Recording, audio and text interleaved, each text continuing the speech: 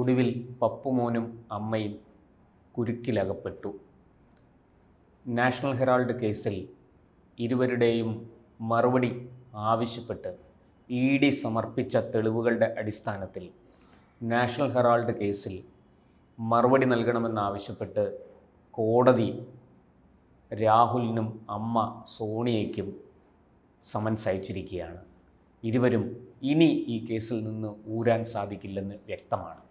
ഏതാണ്ട് ഒരാഴ്ച മുമ്പാണ് കോടതി ഇരുവർക്കും എതിരെയുള്ള EDയുടെ കുറ്റപത്രം സ്വീകരിച്ച് കൂടുതൽ തെളിവുകൾ സമർപ്പിക്കാൻ EDയോട് നിർദ്ദേശിച്ചത്. അതിൻ്റെ അടിസ്ഥാനത്തിൽ ED വളരെ കൃത്യമായി കൂടുതൽ തെളിവുകൾ സമർപ്പിച്ചു. ആ തെളിവുകൾ പരിശോധിച്ച കോടതി ഇരുവരും പ്രഥമ ദൃഷ്ട്യാ ഈ കേസിൽ ഉൾപ്പെട്ടിട്ടുണ്ടെന്ന് മനസ്സിലാക്കിയാണ് രണ്ടുപേരുടെയും വിശദീകരണം സമർപ്പിക്കാൻ നിർദ്ദേശിച്ചിരിക്കുന്നത്.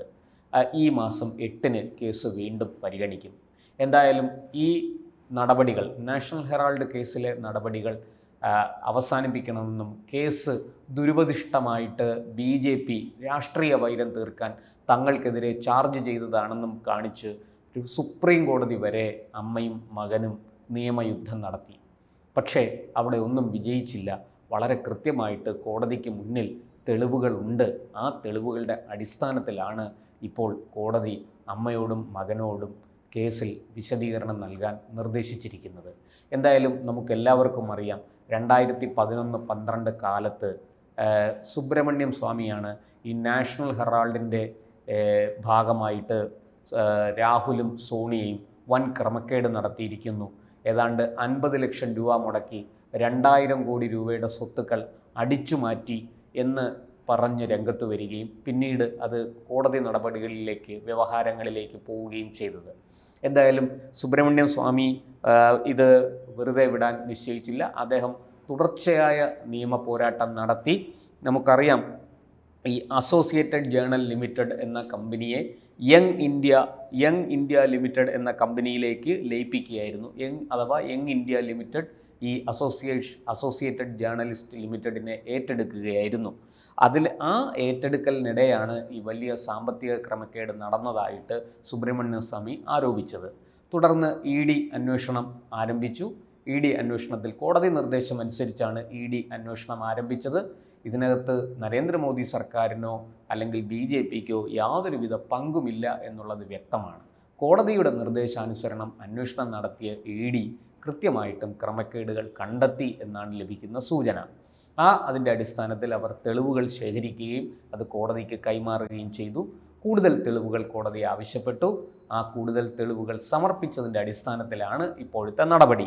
എന്തായാലും ഈ യങ് ഇന്ത്യ ലിമിറ്റഡ് 50 ലക്ഷം രൂപയ്ക്ക് അസോസിയേറ്റഡ് ജേണൽ ലിമിറ്റഡിൻ്റെ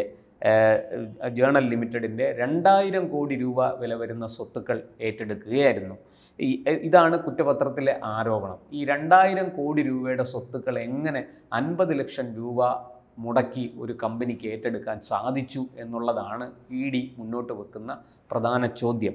എന്തായാലും ആ കുറ്റപത്രം സമർപ്പിച്ചതിന് പിറകെ ഈ നാഷണൽ ഹെറാൾഡ് കേസിലെ വിവിധ അവരുടെ സ്വത്തുക്കൾ, നാഷണൽ ഹെറാൾഡുമായി ബന്ധപ്പെട്ട് നിലനിന്നിരുന്ന സ്വത്തുക്കൾ കണ്ടുകെട്ടാനും കോടതി നിർദ്ദേശിച്ചിരുന്നു, EDയോട് നിർദ്ദേശിച്ചിരുന്നു.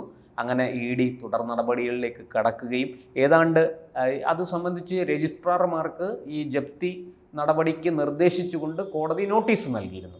ആ നോട്ടീസിൻ്റെ അടിസ്ഥാനത്തിൽ കോടതി ഏതാണ്ട് 700 കോടി രൂപ, അതായത് ഡൽഹി, മുംബൈ, ലക്നൗ എന്നിവിടങ്ങളിലായി അസോസിയേറ്റഡ് ജേണൽ ലിമിറ്റഡിൻ്റെ 700 കോടി രൂപ വരുന്ന സ്വത്തുക്കൾ ജപ്തി ചെയ്തു, കണ്ടുകെട്ടിയിട്ടുണ്ട്. എന്ന് മാത്രമല്ല, മുംബൈയിലെ ഈ നാഷണൽ ഹെറാൾഡ് കെട്ടിടമുണ്ട്. ആ കെട്ടിടം ഇപ്പോൾ ജിൻഡാൽ കമ്പനിക്കാണ് വാടകയ്ക്ക് നൽകിയിരിക്കുന്നത്.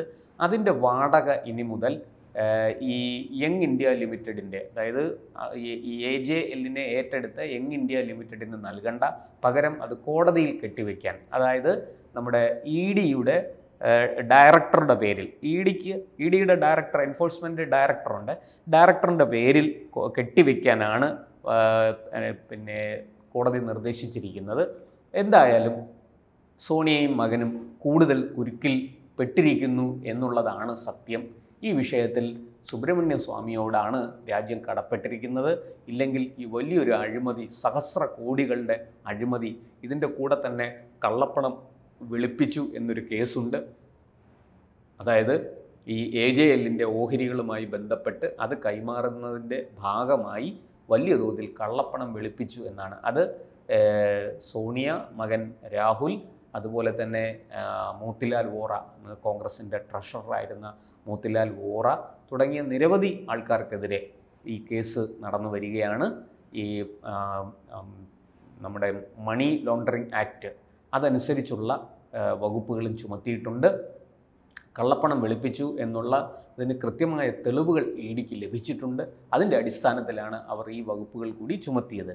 എന്തായാലും ഒരു നിസ്സാര സംഭവമായിട്ട് ഒരു പക്ഷേ ചരിത്രത്താളുകളിൽ മറഞ്ഞു പോകുമായിരുന്ന ഒരു കേസ്, കുറ്റകൃത്യങ്ങളുടെ ചരിത്രത്തിൽ മറഞ്ഞു പോകുമായിരുന്ന അല്ലെങ്കിൽ മാഞ്ഞു പോകുമായിരുന്ന ഒരു കേസ്, സുബ്രഹ്മണ്യ സ്വാമിയുടെ നിരന്തരമായ ഇടപെടലുകളും നിയമയുദ്ധവും ഒക്കെ തുടർന്നാണ് അത് ഇന്ന് നടപടികളിലേക്ക് കടന്നിരിക്കുന്നത്.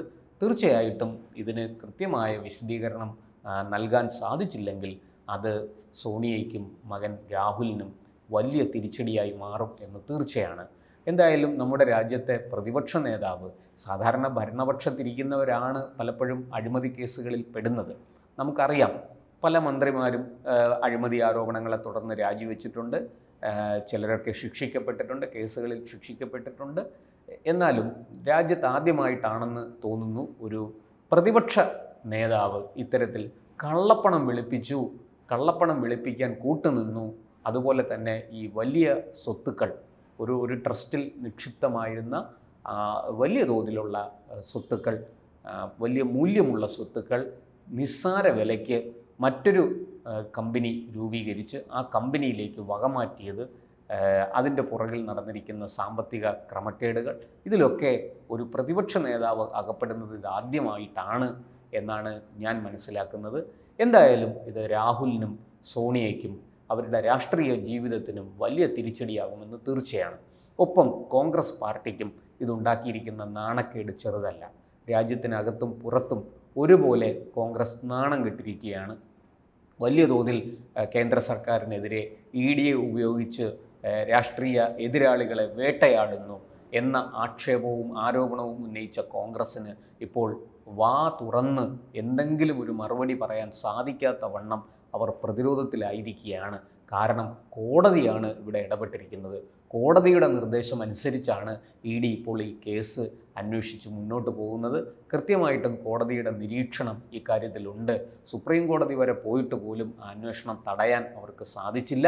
എന്തായാലും കോൺഗ്രസിനെ സംബന്ധിച്ചും സോണിയ കുടുംബത്തിനെ സംബന്ധിച്ചും കനത്ത തിരിച്ചടിയായിരിക്കുകയാണ് നാഷണൽ ഹെറാൾഡ് കേസ്.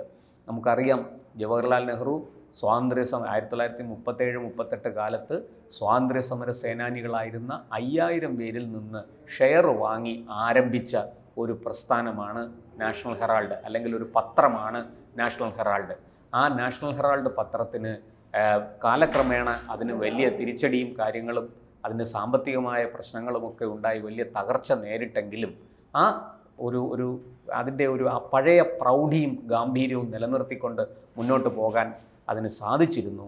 ഇപ്പോൾ അതിൻ്റെ ഈ അളവറ്റ സ്വത്തുക്കൾ അടിച്ചു മാറ്റാൻ ശ്രമിച്ചു എന്ന കുറ്റമാണ് ഈ നെഹ്റുവിൻ്റെ കുടുംബത്തിലെ ഇളമുറക്കാരായ സോണിയയ്ക്കും അല്ലെങ്കിൽ രാഹുലിനുമൊക്കെ എതിരെ ഉയർന്നിരിക്കുന്നത്.